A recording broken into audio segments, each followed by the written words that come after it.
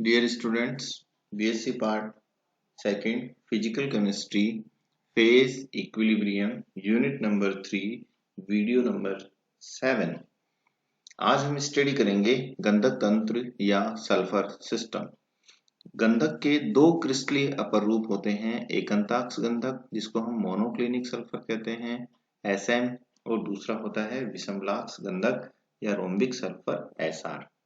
हम ये जानते हैं कि गंधक दो रूपों में होता है, क्रिस्टलीय और अक्रिस्टलीय। लेकिन क्रिस्टलीय के भी दो भाग होते हैं, रोम्बिक सल्फर और मोनोक्लिनिक सल्फर। गंधक तंत्र जो है वो भी वन कंपोनेंट सिस्टम है, या इसे हम एक घटक तंत्र के नाम से भी जानते हैं। यहाँ पर क्रिस्टलीय गंधक के जो दो क्रिस्टलीय अपरूप हैं, एक अंताक्ष गंधक और विषमलंबाक्ष गंधक, दोनों जो है 95.6 डिग्री सेल्सियस ताप पर जो है एक दूसरे के साथ साम्य अवस्था में रहते हैं। अर्थात SR 95.6 डिग्री सेल्सियस से SM में कन्वर्ट हो जाता है या मोनोक्लिनिक सल्फर में कन्वर्ट हो जाता है, और इससे कम ताप पर मोनोक्लिनिक सल्फर जो है वापस रोम्बिक सल्फर में कन्वर्ट हो जाता है।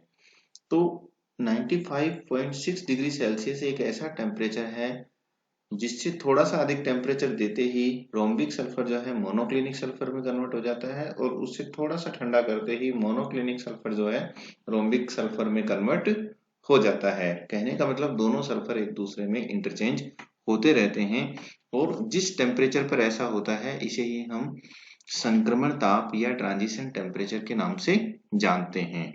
इस संक्रमण ताप पर दोनों प्रवस्थाएं जो है साम्य अवस्था में पाई जाती हैं। गंधक की सामान्यतः चार प्रवस्थाएं या फेजेस पाई जाती हैं। ये चार प्रवस्थाएं हैं, दो इसमें जो है ठोस होती हैं, जो अभी अभी आपने पढ़ा, रोम्बिक सल्फर और मोनोक्लिनिक सल्फर। इनमें एक द्रव अवस्था होती है और एक गैस अवस्था होती है।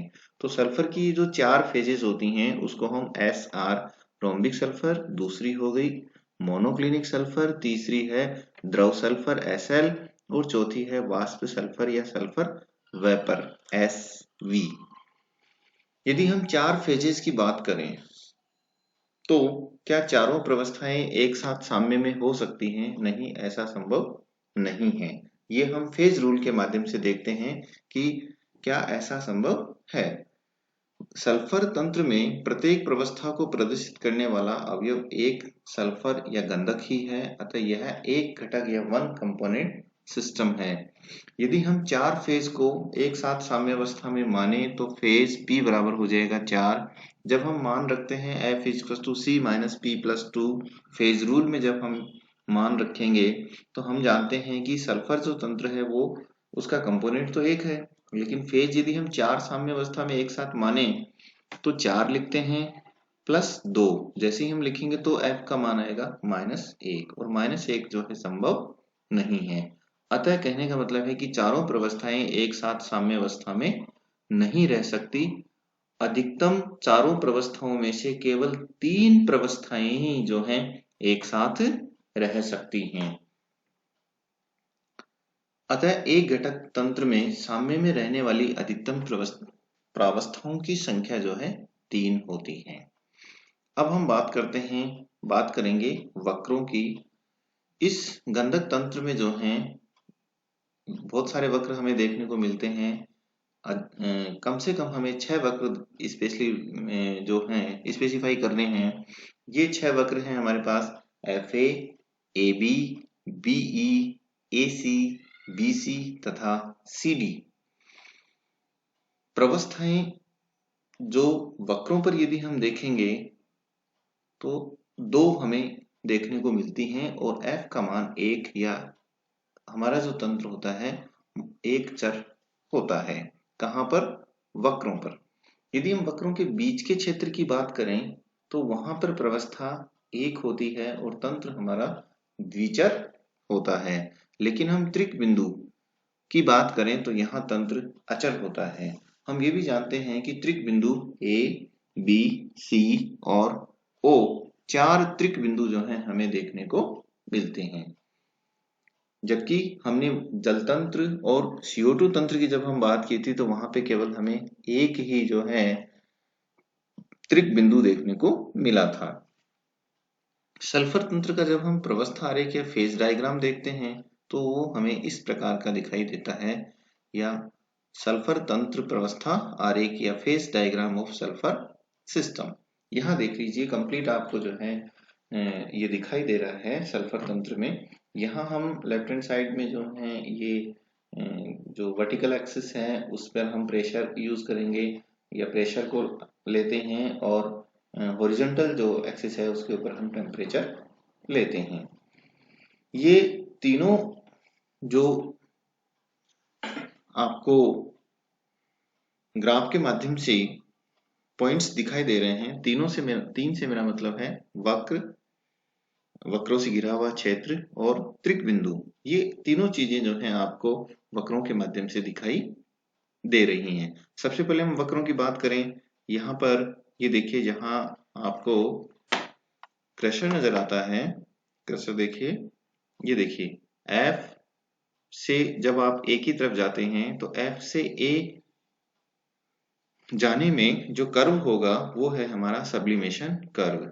या कहने का मतलब है कि इस सब्लिमेशन कर्व के साथ साथ चलते हैं तो सब्लिमेशन कर्व के बाईं ओर जो है सॉलिड एसआर होती है या रोम्बिक सल्फर होती है, जबकि इसके दाईं ओर जो है वेपर सल्फर होती हैं।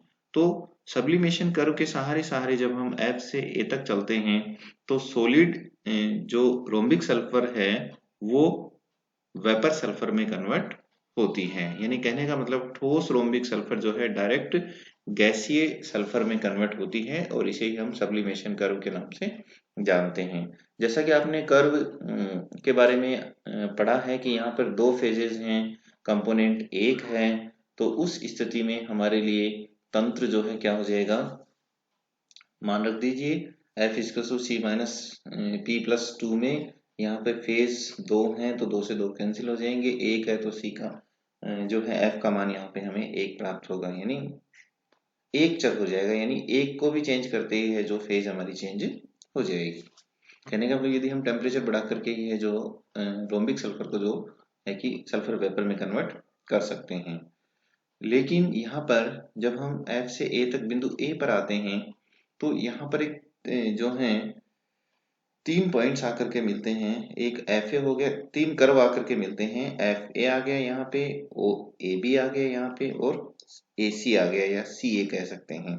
ये एक जो है त्रिक बिंदु कहलाता है, और त्रिक बिंदु के लिए प्रेशर होता है 0.006 mm और टेम्परेचर होता है 95.6 डिग्री सेल्सियस।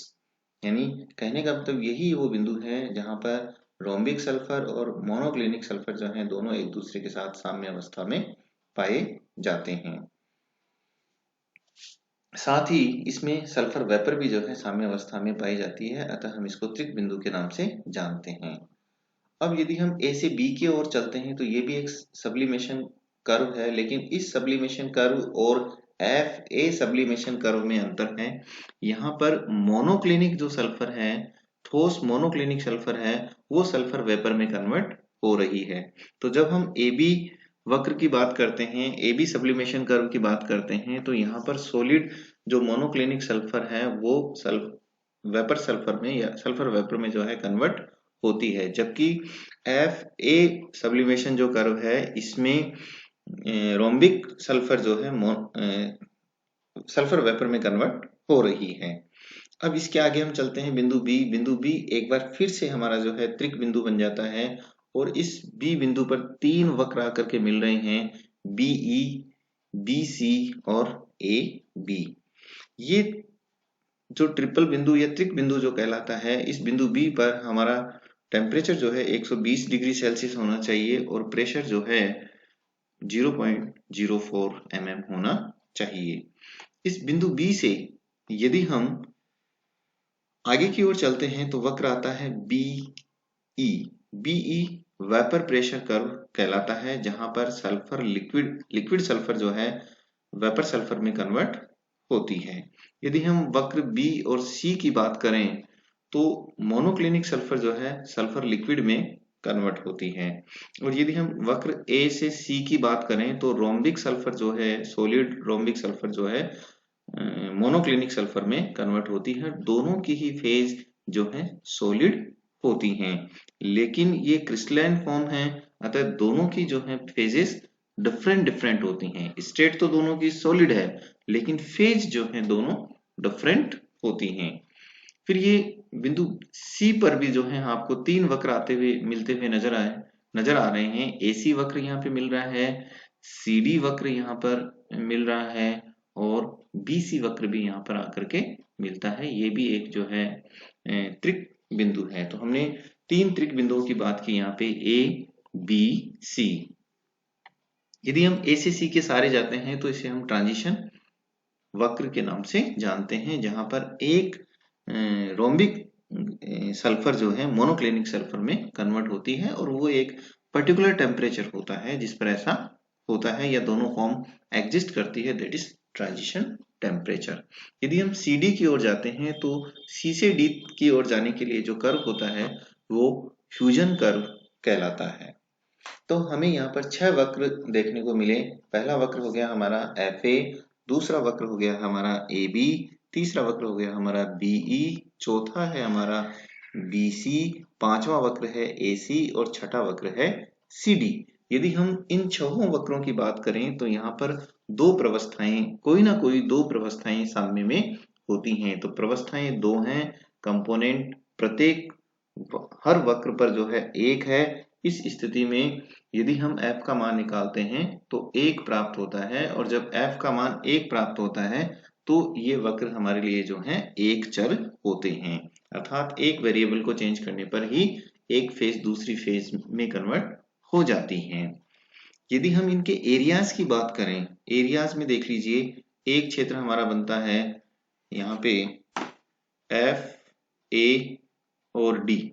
ये देखिए एफ ए सी और डी के जो हैं एस आर, जिसमें सॉलिड या रोम्बिक जो है सल्फर मौजूद है। दूसरा एरिया हमारा बनता है एफ ए बी ई, इसमें जो है वेपर सल्फर एग्जिस्ट करती है। जबकि एक और हमारा